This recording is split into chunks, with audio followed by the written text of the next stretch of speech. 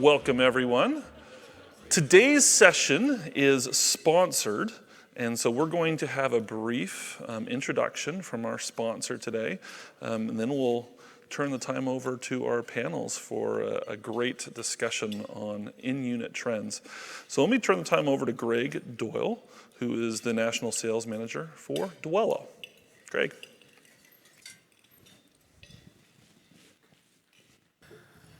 Good afternoon, everybody. How's lunch?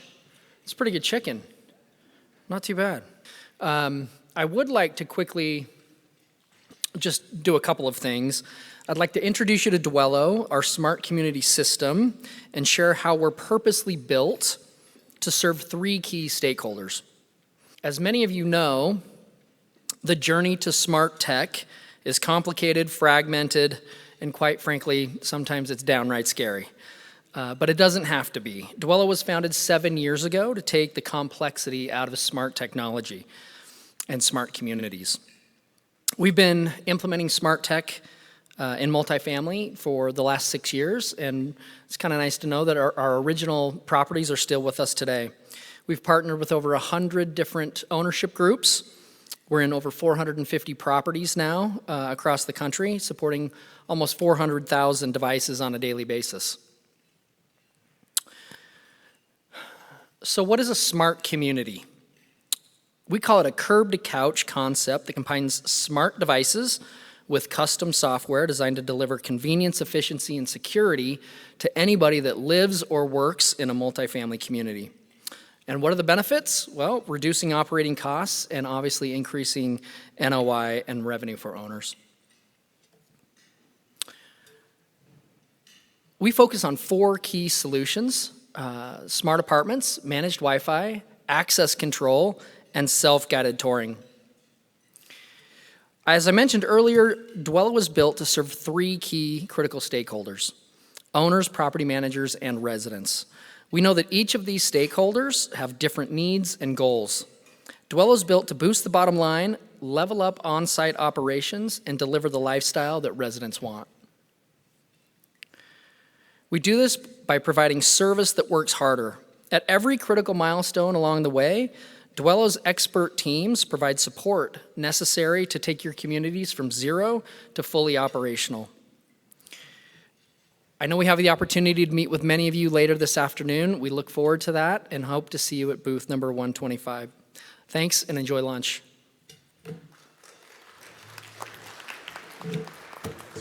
Thanks again to Dwello and Greg Boyle for being a sponsor and making this happen. We're 24 hours into this event. For some of you that have been here before, this is a familiar routine. For those that are new, I hope that you're finding value in how this is structured. Obviously, the hosted guest model is a little bit different than most type of conventions, and our belief is that it allows for better one-on-one discussions between you and between vendors that you're interested in, plus the vendors having the opportunity to have that concentrated time with you, as you'll experience when you do the one-on-ones today. So please make sure you show up on time for your one-on-ones. I'm interested, so 24 hours in, just by show of thumbs, how are you feeling about the summit so far? Has it been good? Are you finding value in it? And it's okay to say no, but I like seeing a lot of thumbs up there that it feels like it's worth your time. Okay, I'm going to transition over here to the table and introduce our panelists for today. We'll go through each of them and have them introduce themselves to you. So starting off with Brad. If you went to the keynote last night, you heard from Brad already, but we'll get him to introduce himself again. Great, yeah. So good afternoon, everyone. I'm Brad Russell with Interpret Market Research. We've been really pleased to partner with AE Ventures recently, both to conduct some research that we develop, and then in just a moment, I'll share you some recent findings in a multifamily poll study that was developed by AE Ventures and we helped them field this summer. So I think you'll like to see some fresh data. So happy to be with you today. Thank you, Brad. Next up, Chelsea. Hi, everyone. I'm Chelsea Nealand. I'm with Lowe's Pro Supply. I believe this is my 2nd year being here first in person. You might have seen me virtually. I hear it was great. I don't know. But I'm thrilled to be here and have this conversation with you all today. Next up, we've got Justin Foster, who you also heard yesterday during the keynote. Hello, Justin Foster, Director of Community Technology Services for Cortera. Cortera is a development company, so we are a developer, typically the general contractor, and the living operator as well. And last but not least, Catherine. Hi, how are you? Catherine Siegel. I'm a Vice President of Client Services for Bozzuto Management Company. Our firm is a vertically integrated real estate company. We manage about 90,000 units across 260 assets. We focus greatly on Class A and high-rise within our firm, and I'm really excited to be here today as well. Well, terrific. We are going to be focusing on trends that are happening inside the unit. Now, tomorrow morning, we'll move from inside the unit to the shared spaces, and you'll see some familiar faces on that panel as well. So I'm going to turn the time over to Brad, and he's going to walk us through some specific questions from the survey that relate to in-unit trends, where we are now and where we're going. Great, thanks, Brandon. Brandon thought it would be a good idea to kind of set the foundation so we can introduce a number of systems and devices and features, and then certainly everybody else on the panel will have their own experiences with these. Now, this survey data I'm going to share with you was from a survey of 166 representatives of multifamily builders, developers, remodelers, and a few managers. I will say that I think the best way to interpret this data is that it probably leans towards new builds. Although there are some property managers included. I mean, these numbers are pretty high, I agree, and so I think it's best to interpret them about what are the new properties coming online, what are they including, and I think that filter kind of makes a little bit more sense. So we'll talk a little bit about what's being installed today, and then we have a question about what do they anticipate, how that might change in the next 2 to 3 years. So currently, I don't think it's much of a surprise that we see like the top 4 things here that are very much kind of smart building oriented. The wiring systems, the smart home apartment systems, green efficient tech features, air filtration, and cleaning systems. I think in most of my experience in researching multifamily, the driving rationale usually for entry into smart technology has been driving that revenue bump. But then you see as people have more experience with technology, they start realizing more of that operational savings side of the business rationale, and we heard a great presentation about that this morning. So as we move down this top tier of amenities, we see things like healthy tech post-COVID is starting to rise as we think about indoor air quality, touchless surfaces, water quality. LED lighting has been a way to add a lot of wow in some very simple ways, whether that's through like LED lighting strips in the kitchen or things like that. Electronic locks, of course, have been a mainstay, along with thermostats. That's kind of the entry-level package. Now, as we get into the second tier, we get into things like bulk managed Wi-Fi networks and more connected laundry appliances, voice control, shading systems, and other things. What I think is even more interesting is when we ask the future question, and that is, in the next 2 years, what percentage of units that you develop, build, maintain, or renovate will include these in-unit amenities? And the little percentages on the right-hand side is the basic growth points over that 2-year period. And so certainly what you see is that things that were on the bottom tier today, several of them are going to see some significant increases in interest level among multifamily operators. And so alarm systems, you might think, well, but a lot of multifamily don't have alarm systems for in-unit. But of course, this would include people who are building condominiums and other kind of form factors than just standard multifamily. Again, electronics are going to continue to be popular, bulk managed Wi-Fi networks, connected kitchen appliances. We know that, as I said last night, that it's almost de facto now that almost all of the new appliances coming online are going to have some level of connectivity. Televisions and video displays, which normally you wouldn't think of that would be kind of a renter or a tenant, but we're finding more and more in all kinds of housing, whether it's student housing, right, where the TVs and video screens come included, or housing that serves really mobile populations, and they don't want to cart all this stuff halfway across the country. And so we're seeing more AV systems and audio systems and things that are becoming installed as well. And then finally, so it's really interesting to see how even things like EV charging and other things are really going to rise in popularity in the next couple of years. So what our hope was, I'll take that, is that we're going to take those items that jumped up in percentage points, and we're going to talk about each of them. So we're going to start off with electronic locks, currently sitting at 67%. but expected to jump up to 87% over the next 2 years.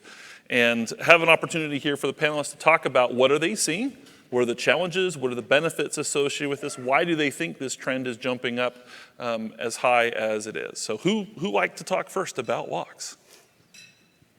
Catherine. Speak about them. You mentioned locks as a mainstay, and I think that's right on the money. These are standard today. So if you're developing a project and you're thinking about smart locks, I'd push you to think a little harder about not doing a key system at all. You know, what we're looking at, and there's some discussion about this morning about Latch and some of those players that came and went during COVID and otherwise. We're looking at the mainstay, the tried and true hardware. So looking at Schlage, Assa Abloy, these are awesome options. And then using something on top of these like Brevo to get, as you said, curb to couch. I loved the conversation this morning about revenue share as we look at services within our building, especially working in a Class A niche. That's something that we're really focused on as well.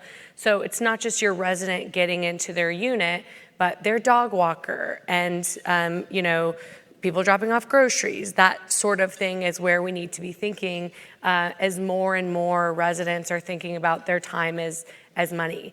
And that's gonna be a big generational shift, I think, that we're all gonna continue to see. So again, that curb to couch, it's not just about your locks on the doors, but how are they getting up the elevator? How are they getting into the front door?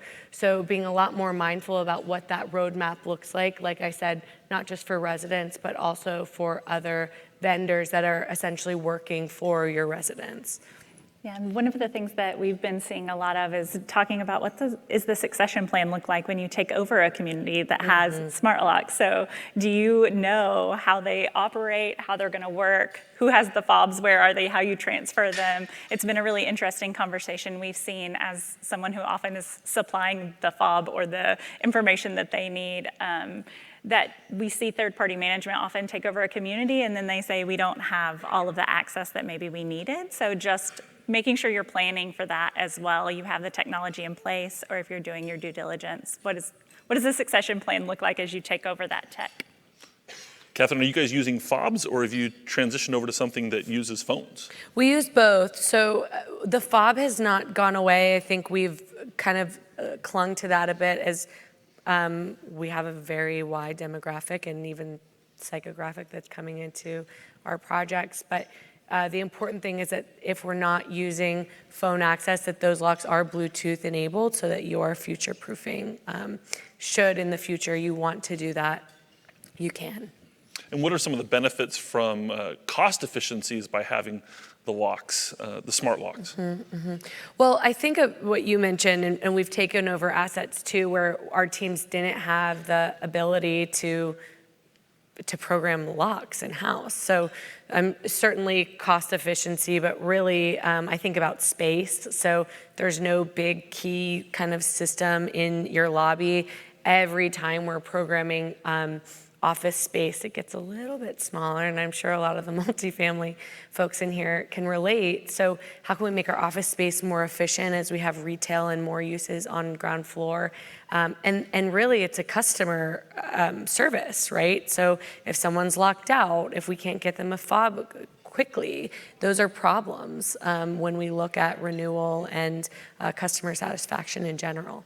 And as we continue to look at centralized leasing as a model, I know it is like the naughty, dirty word to say out loud, but we all know that it's getting more and more popular, and it's really coming to, I think, impact more of us. Smaller offices will mean that to provide that customer service, you have to be able to have those smart locks and the ability to give someone entry from a location maybe that's a state away from where the property is physically located.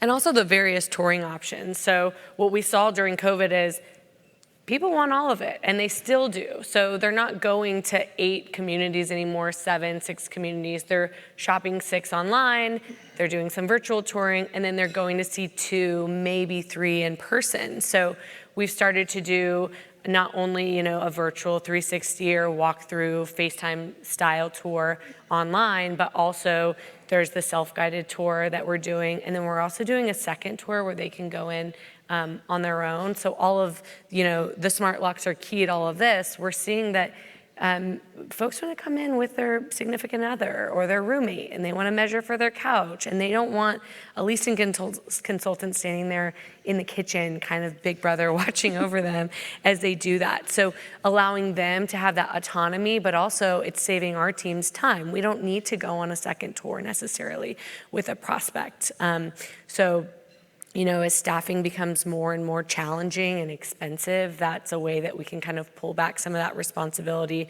and refocus it on service or other things. Gotcha. Brandon, I've actually heard some builders have buyer's remorse. Some of these projects, new projects might take 3 years in the pipeline, and they'll make a decision for a traditional electronic lock, which is not cloud managed. Right. And then by the time they get to market, they just see all this lost value. And not only the value for the tenant to use third-party services and dog walkers and deliveries and share codes, but just maintenance savings, right? Yeah, so all of that headcount they can reduce by providing more cloud-managed access to their own internal services, in addition to touring, but all of the services. Yeah, for like maintenance techs being able to, the resident has assigned a service ticket for something to be fixed. The maintenance tech can get that key code transferred automatically to their device, allow them in. The resident is being notified that the maintenance tech just opened your doors in there for this period of time. The simplicity of that and not having to go back and forth to get keys for maintenance. It's just things like low battery alerts, which is, if you listen to consumers, the worst thing they fear is that they're going to get locked out of their apartment because that old electronic lock has stopped functioning, and then they have to sit around and wait in the hallway for a maintenance guy to come and recharge. Whereas through the cloud, it's being notified, change this battery, you go back and change it before. As a regular maintenance schedule, and guarantees the experience. Makes sense. Next one, alarm systems. This one's a little bit near and dear to my heart, just having been in this industry for quite a while, going from 65% to 87%. I think one of the things we see was in your presentation yesterday is that for many companies, this is becoming the hub into the home. That this is the device. Single-family builders for sure. Yes. Yeah. How does that vary as we go into multifamily? Why do you think this is? Well, it depends upon the architectural design of the multifamily, right? So if it's kind of the new stylized urban, with the perimeter access, a lot of that's done with perimeter access control, right? You're nodding because you make these decisions all the time. If it's more garden style and they're spread out, and there's more pedestrian coming through, then you may see an offer of a alarm system, but it's relatively uncommon in most multifamily, except for those that are built to be, privately owned. Mm-hmm. I think. Other thoughts? I agree with that. I think from alarm system, really just kind of a security. So you're kind of securing the perimeter of the building if it's a podium wrap or a high rise or any of those build types. Now for in-home security, I have seen us going more towards some in-home security for any of our, we call them live work, it's just a marketing term, but anything that has a door that faces the street. And so in those particular units, we have been going back and doing some more of the traditional alarm systems. And I am curious to see how this will continue to increase as more and more people want to get outside. I'm sure we've all seen that, right? We are so tired of being cooped up. So I think when we're developing more communities, we're going to see a lot more of an internal, external access points, right? So you can have doors that move to the sides. You have more indoor-outdoor space. We're really going to have to figure out there how to have a great alarm system. I'm saying this as a person who would want one if I was in that apartment unit, right? That we looked out to a beautiful greenway or green belt. But as people continue to push for more outdoor space in that indoor-outdoor living situation, I think we'll have to be aware of this. Yeah, we've had some consumer research on like perimeter intercom systems, and the cloud-based, video-based. Their guests can come get instant access, and we've had consumers say, "I will never move out of my building now." Now I didn't know I needed this, but now that I have this, especially in like highly urbanized settings, right? Because where security and street-level security is like a really big deal, it actually creates kind of a retention. Retention value is that why would I move to another building if they didn't actually have this? So it's become a pretty valuable. Lock in and reduce churn. That has a pretty significant financial impact on a company. For sure. Other thoughts on alarms? Just the death of the drop-in visitor is amazing, right? It makes me thrilled. Next one, bulk managed Wi-Fi. I promised this morning you'd see it mentioned. Certainly a jump here. It seems that in multifamily there was, for a while, just the assumption that, yeah, bulk managed Wi-Fi makes sense for student communities, for student housing, but it's really starting to push its way into other apartment style dwelling. Why is that? And what insight do you have? I think, Catherine, you had a few things you wanted to share. Yeah, and I have a slide actually right after this one. So I wanted to share a couple things that I had put together for this and our firm has done by way of research. So I'll just start kind of a step back. COVID happened. We saw a lot of accelerations of change that was already taking place, one of which being working from home. We did a large study. We have an advisory panel of kind of our best residents throughout the portfolio. It's about 2,500 people that we pulse survey twice a year. Super beneficial, the information that we get from them. So I would highly recommend that you're asking your residents, if you have a portfolio, what they're looking for. What I want, what you want, what your boss wants doesn't really matter, right? So looking at some of the insights, so we said, what would you use if it was available at your community? And this was larger spaces, so amenities versus in-unit, but we'll get to that piece. And number one is outdoor spaces set up with power and internet. So we said, oh wow, do our courtyards even have plugs, throughout them? No, most of the time they don't. So that was one thing, really simple, but does our internet span to some of these exterior spaces? And it's not just a courtyard or a rooftop. We're building these huge mixed-use developments with plazas and areas where we want people to be able to kind of live in and out of, especially as our units are getting smaller and smaller. So thinking about bulk or managed Wi-Fi, that's giving that allowance to residents to work and move throughout the building on a really strong and secure network. As you can see here, the second one is secure Wi-Fi. I live in DC, so we have a lot of people working for the government, they're consultants working for the government, so these are things that are really important to them and really top of mind too. When you look at units, which we have, I think, on the next slide, same thing, outdoor spaces with power and internet. Are we putting power on our balconies? Not always. So that's one thing that we're starting to try to accommodate if possible.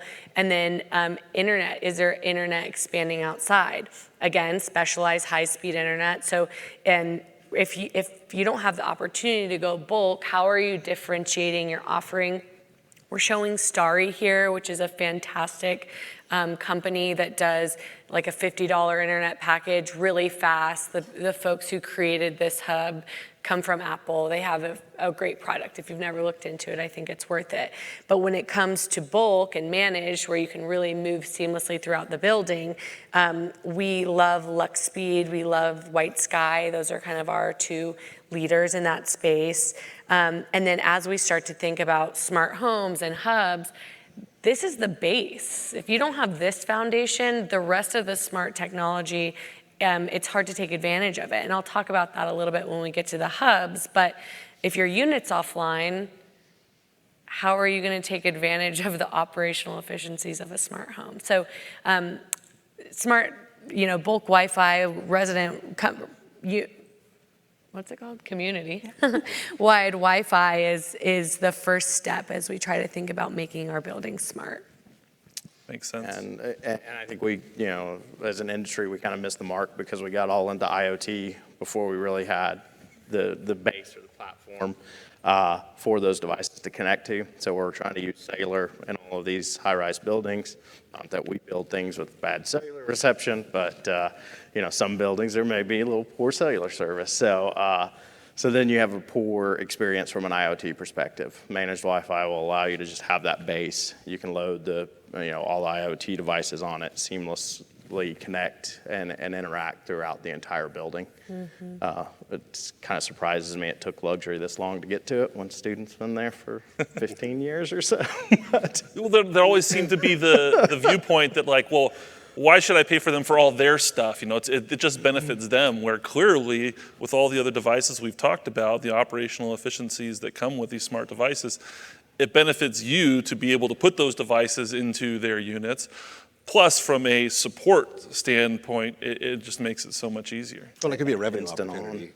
You know, it's a revenue opportunity in addition to a better user experience, better turnover experience for move-ins, move-outs, and then the support because they have visibility into the network, and so they can see exactly, you know, where problems are arising and address those things faster. So. And I think it could also be an incredible brand marketing opportunity too. If you know that I live at this community and this has exceptional Wi-Fi service that always works well no matter where I am, and you're gonna move to another city, another state, I'm gonna look for that same company again. And so I think there's a lot of applications where it could increase your revenue overall and make sure that you have residents who wanna stay with you. How many of you have heard the Starbucks thought of like third place? Are you guys familiar? So Starbucks marketed themselves as being like the third place, right? You want to go to work, you're going to have a home, and then they want to be the third place you go. So a really challenge as you develop communities or retrofit communities for you to look around and say, where in my community would be my residents' third or fourth or fifth place, right? Where could they go work and take their laptop? Is it the balcony, the courtyard? Do we have the capabilities for them to be comfortable? Even just do we have the setup? Like, are there small tables, small areas where people could get out of their apartment, because outside is going to be, I think, the biggest future trend that we see coming up. And I think tonight, Carol, correct me if I'm wrong, we'll be able to see some of this in the shared spaces, that there's a lot of design really accommodating this opportunity. So it's coming to fruition already. Certainly student housing, I think, helped pave the way, but it's definitely feels like it's time to make sure you're adopting that in other settings. Any other thoughts on this? Okay, smart appliances. So you're saying it's table stakes, all the appliances are gonna have it. Is this another example of, well, I don't really care about someone's refrigerator, I don't really care about someone's dishwasher, why do I as owner-operator care whether or not they get it on the internet? Where's the value there? Well, I think they care about energy management for sure. Okay. And I think they care about telemetry data for malfunctions and error codes, you know, to head off more costly repairs. So I think the first value of connected appliances really has been on that maintenance side, right? It's all that telemetry data and all of that. I think there are more features that are connected and enabled that consumers are awakening to, but we're still kind of on the front end of that. You know, just the remote access to set the oven timers and those kinds of things. Some of them now will have water leak sensors, you know, built into them. So there's that maintenance issue and that operational savings for a dishwasher and a refrigerator especially, where washing machines, where a broken water line can be catastrophic for multiple floors below. So yeah, I think there's a lot of value for property managers, maybe even more so than a private residence, strictly because there's all of this, you know, inventory of appliances to manage and to do so efficiently and to keep them all running. And of course, we know that appliances and appliance finishes, apart from being connected, have always been a really big part of the upsell for multifamily. And so now it's a tech-forward appliance, product design, industrial design is really important. Again, even apart from connectivity, does it look current? And especially if you're looking at a retrofit or a remodel, one of the most sure ways is to upgrade that apartment is to put a new appliance package in there and offer some tech. Would really make an old property look new again. Other thoughts? I have a lot of thoughts, clearly. But I think, you know, to Justin's point about really making sure you have infrastructure in place, that this is going to be one of the places where you can future-proof your communities and make sure that the day when these smart appliances actually do something that I care about, which would be, I don't know, tell me that I need X ingredient for my recipe I plan to make that night because it's not in my refrigerator. You know, right now this tech I think is kind of a, ooh, cool, look at that, but it doesn't do anything for me specifically or for your residents specifically, but you want to have the infrastructure in place so that when it does, you're the first one who can adopt it, and really make sure that you have the availability for your network to handle all these smart devices. Yeah, and I would say, so smart appliances are something that used to scare me to death, because if you don't have managed Wi-Fi, then who's accepting the terms and conditions for those appliances when they first go in? How does that transfer from one resident to the next? It could be my attorney that got me completely paranoid about all of the smart appliances. That's their job. He's good at doing that. And so, yeah, so if you don't have managed Wi-Fi, then you need to be careful of the smart appliances, how they're connecting, how you're resetting them, how that data is being stored or transitioned from resident to resident. And that's why I think just kind of the ecosystem, managed Wi-Fi with a provider that is, an ecosystem that's kind of managing all of those devices and managing those terms and conditions, so that the minute they move in, the new resident moves in, they can use all the appliances. They're connected already. Same with lighting, shades, anything you're doing in the unit needs to really just be there, set up day one. Okay, sounds good. Other thoughts on smart appliances? All right. TVs Video Displays. This one kind of excites me because we had a summit almost 2 years ago, and one of our sessions was on this exact topic, is why aren't we seeing more video displays being built in, giving residents the option to say, well, I don't want to bring my own TV, give me a huge TV, I'll pay to a certain amount. In fact, if I have to pay another $20, $30 a month, I'll do that to get the bigger TV, have the architectural speakers built in as well, and it's currently getting some traction. So thoughts? Are any of you seeing this? Are you doing this in any of your properties, Catherine? We are not. Certainly have some properties that have surround sound, that Sonos and otherwise that you can plug into. We find some challenges, and I'll talk about this when we talk about the hub, with getting residents to pay for something like that. I mean, even Murphy beds, they're like, I have my own bed, I don't want that, right? So that's been my experience, but I would love to hear if you've had any other experience. I haven't in current, but I do have a lot of scars, student housing scars from back in the day. And so I would say from an operational perspective, while it is a huge benefit to the resident, it's expected in the student housing world, it is very difficult to manage and very difficult on a replacement. We don't have the luxury and luxury family of turn, so we don't get the 2 months to go in and make ready every apartment. And so then you're having to source TVs or anything that's not just like bolted down into the unit. And so it makes me a little nervous. Okay, well, that's fair. I found two things about this that are really interesting. And I think, Brendan, we might have actually talked about this about a year ago. But there was a research study from J. Turner Research that did look at, they broke it up by demographic, but looked at, do you want a television or not, right? This should be a pretty easy question. As we say, student always comes first. The student was doing this. And the younger the demographic was, the more that they said, give us a television if you're giving us anything else. As in, if you're gonna offer cable, there better be a television there because we don't have one. We watch TV on our laptops or our iPads or on our phones. So if there's gonna be a larger screen or you're gonna have that connection, put it up yourselves. So that was the first thing I thought was interesting. The second thing that's interesting to me here is we've seen so many, how many of you have had to work around like an old school TV niche built in, right? So we've really gotta think about how quickly technology is moving and how fast things are changing. I just saw yesterday, actually, and I couldn't wait to tell you all about it. GE had a proof of concept television that's less than 1 millimeter thick and is peel and stick. What? So it sticks on the wall, less than 1 millimeter thick, and it's like press-on wallpaper television.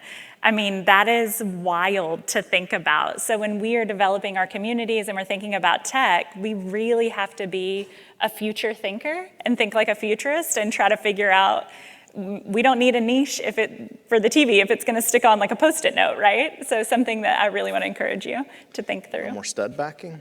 Get Can away you from imagine? that. Save money. Yeah, no one has to fix giant holes that someone put in. So it's going to be great. Yeah, I suspect that activity is very regional probably. It's very unique to certain environments and certain demographics.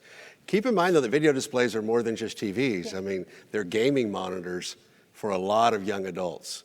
And we do a ton of gaming research, and for them and they always want the biggest and the best. You know? Sure. It can be a work from home monitor, right? It can be an extended display. I mean, the way we live in our homes is changing, and multifamily is just like anything else.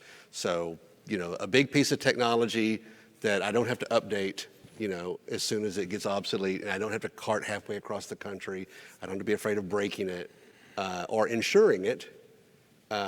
There's probably a kind of a new cadre of young adults that would find that attractive, but it's early days for sure. Yeah, I also think when we talk about the monitors, if we look at it from really wild ideas, who's going to be the first person that uses maybe some sort of built-in screen to walk their residents through things? Can you imagine you walk into your home and there is a video monitor there, or a screen, and someone says, "Hi, and welcome to your new home, and here's how everything works." Because one of the things we see a lot is with a lot of smart tech devices in the home, there are people who don't know how to work them or operate them. And so whoever is the first person to market with a concierge that walks you through how to troubleshoot your device so that it's not me on the phone with my 67-year-old father trying to help him, I think you're really going to have a big edge on the market. Yeah, vacation rentals already have that feature through smart speakers or through phone apps, and it's just a step away from using a video screen for sure.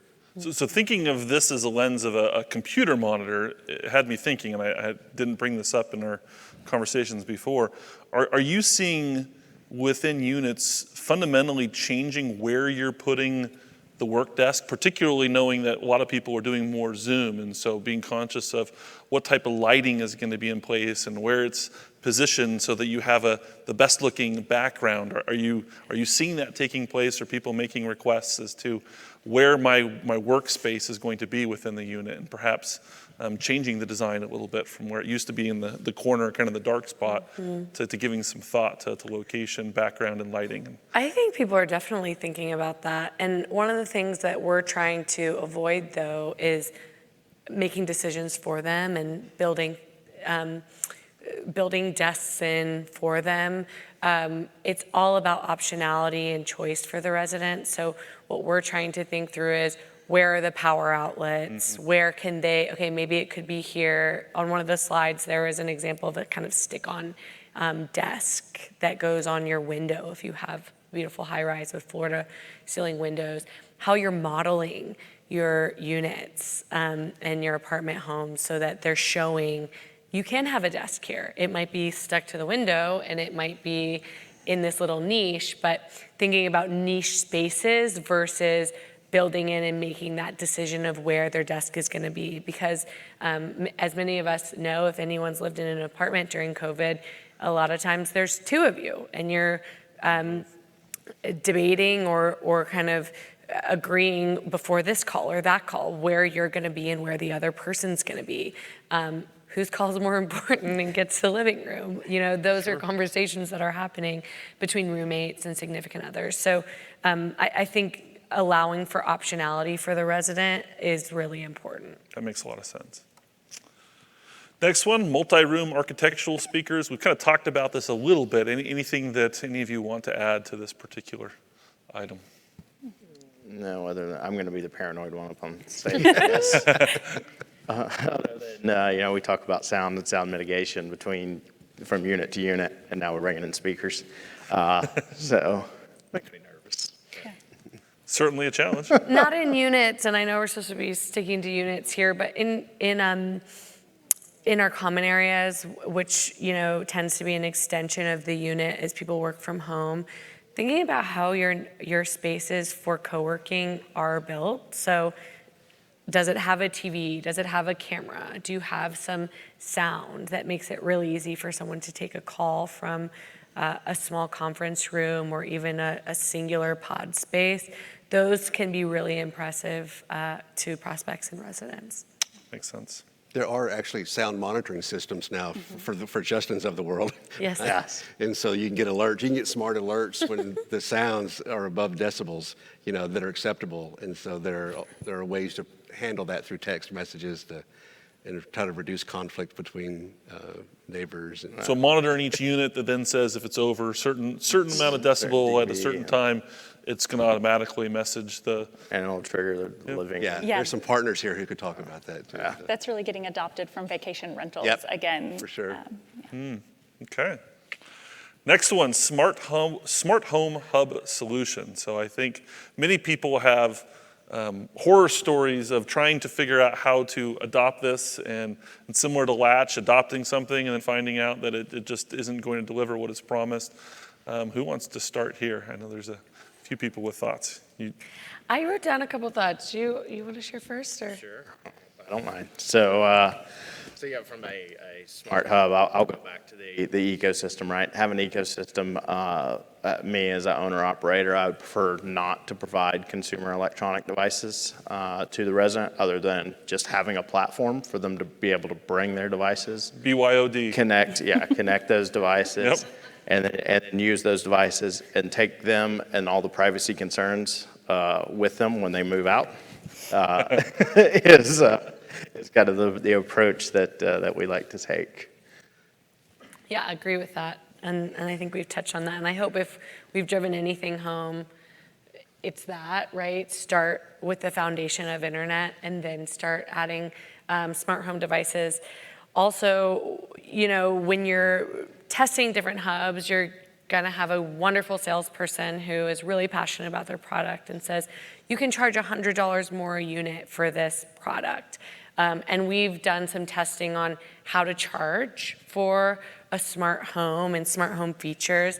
And what we found is people want a BYOD. So they aren't necessarily open to paying $100 a month or whatever it might be to have these smart devices within their unit. So if you're just trying to get your feet wet, I'd recommend you look at, once you have foundation and you have community-wide Wi-Fi, you look at maybe your penthouse units or your townhome units that are really garnering the highest rental rates, and you can build in that cost within the monthly rent.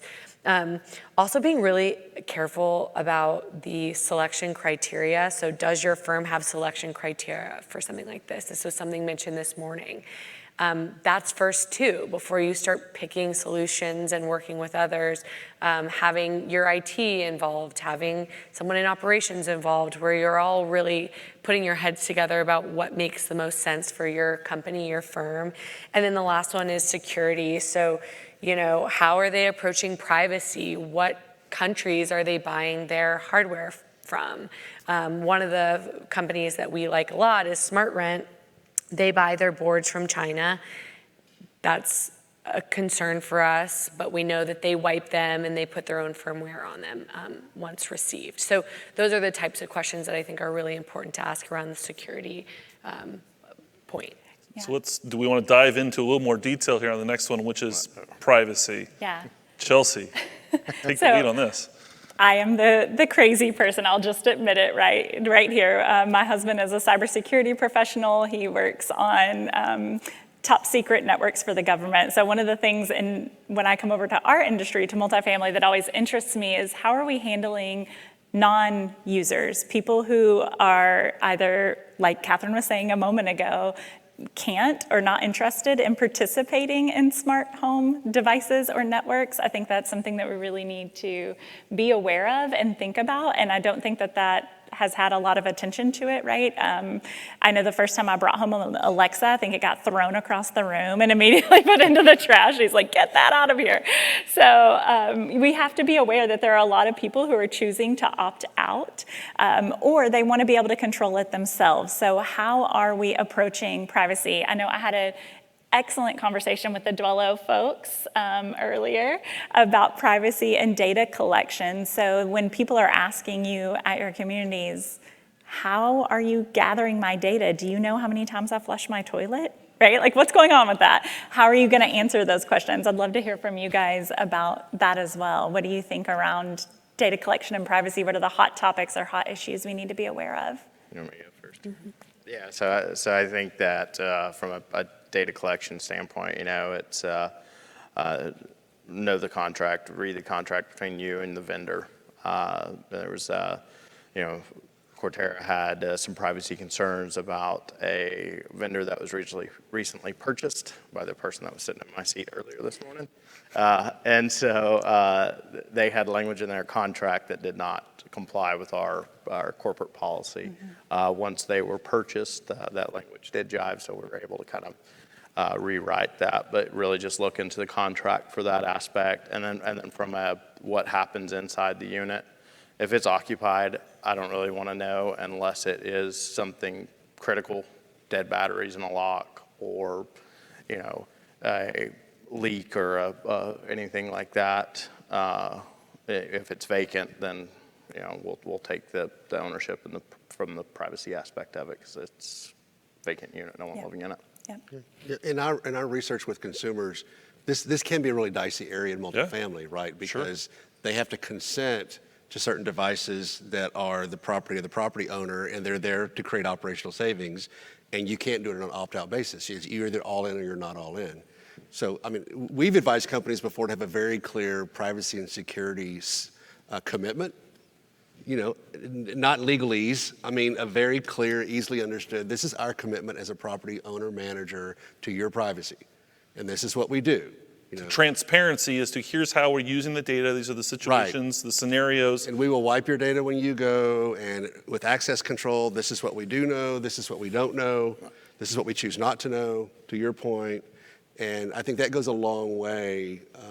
We know young adults are very privacy conscious.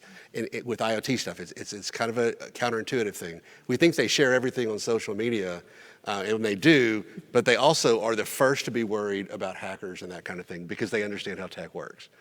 So, you kind of have to make the commitments. We also learned some very kind of obvious things, but when you hear consumers talk about it, it makes a point, like cameras.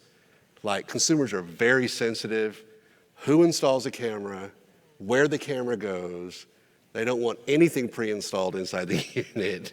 And they have a visceral response to that. And even video doorbells and common area cameras, sometimes there can be a lot of sensitivity to watching people come and go. And so, yeah, you have to be really careful about that stuff.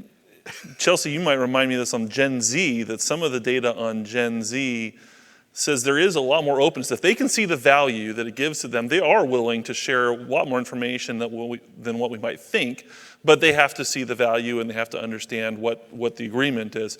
I know, like in student housing, there's kind of a transition, or at least some experiments with, instead of even ID or phone, it's facial recognition, and that students are saying, heck yeah, I'm all in on that. I don't have to worry about carrying anything with me. I can get in and out of wherever I need to be, but it'll take some time for that to bubble up into other areas. Yeah, I think, and not to offend any of my fellow elder millennials, I'm embarrassed to even say that, they're above that, but we really have to be aware that some of our younger generations are all about technology. If it improves their usage, the ease for them, makes things easier, but they probably know more about it than we do, unfortunately. And so you also have to be prepared to answer their questions about data, about privacy, about network vulnerabilities, and what you would do, because frankly, it's probably some 13-year-old right now who's going to be renting from you in a few years who is hacking something and knows about what's going on. So you've got to be able to answer their questions and be on top of what the technology is going to be, what it's going to look like, and how you're going to prevent issues in the future. Yeah, and it's not just you answering the questions, it's your leasing consultant answering the questions. So anytime you're doing a smart home or any of these initiatives within your project, how are you training them, A, to sell it? I've been to a ton of tours where I heard they had a great smart home set up and I wanted to go check it out. And they're like, oh, and I don't really know how this works. I'm like, okay. Bummer, right? And they're not selling what you've invested a ton of capital into, A, and B, they're gonna ask those hard questions. And if they're not comfortable with the answers that they're getting, they're gonna go to the building next door. So, there's you figuring that out, and then it's how you're training and continuing to train if there's turnover and whatnot at a community to ensure that they are relaying the message. All right, we are at time. So we've got the contact information here. Real quickly, how can everyone find you over the next 24 hours? I thought you weren't posting our phone numbers. Now it's Data privacy, out there, geez, yeah. Brandon. I didn't put that slide together. Thanks, everyone.